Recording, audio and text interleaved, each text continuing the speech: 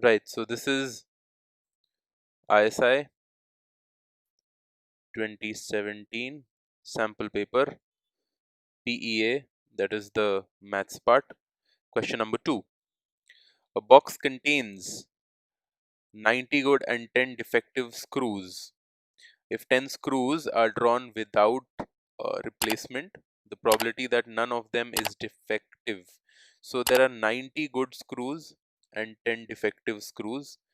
10 screws are drawn without replacement. What is the probability that none of them are defective? So 90 good screws are selected, out of which 10 divided by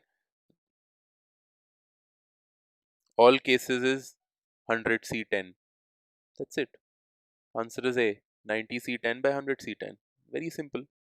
If you like this video, please visit us at our website edusure.in. You can contact us here, and to see more about our courses, you can see under the drop down here. Thank you. See you in the next video. Bye-bye.